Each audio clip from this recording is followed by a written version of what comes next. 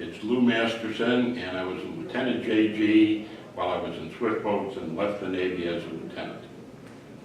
I was on the Morton for just about a year, and I got orders to swift boats. I had volunteered for them during the course of that year. I don't remember specifically when, but my name was put in.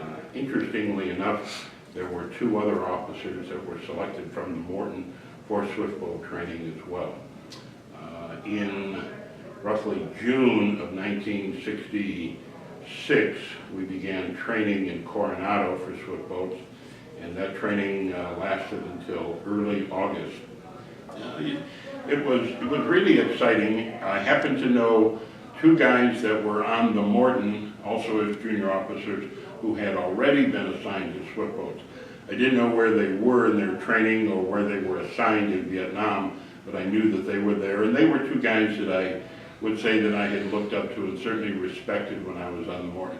I was very excited to go. I wouldn't say that I was necessarily super patriotic. I wouldn't want to portray that. But I really felt that it was something that was important for me to do. When you're a young man, especially a young man in the service, you get opportunities that by age you would not necessarily get in the civilian workplace.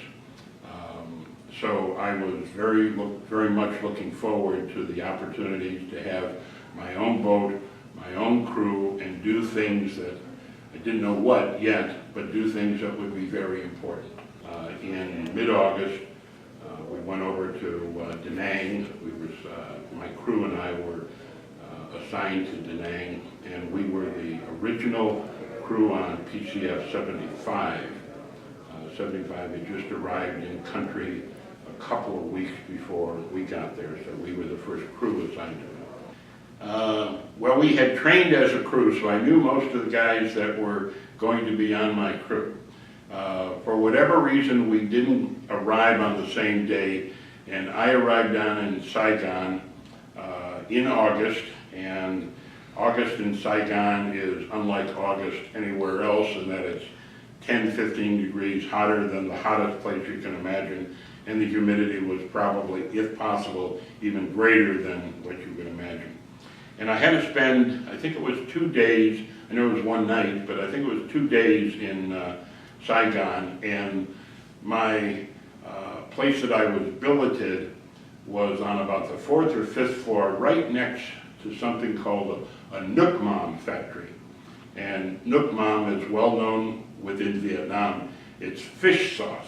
And the way they make this fish sauce is they take a layer of fish, lay it down, then they put salt on top of that a layer, then more fish, then more salt, etc., etc.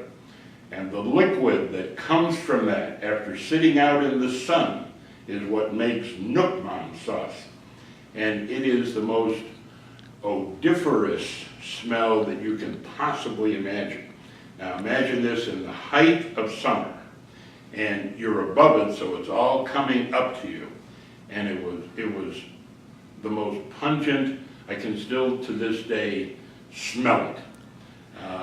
Spent that night there in that billet, and saw some things in the distance that might or might not have been hostile fire. That could have been just throwing some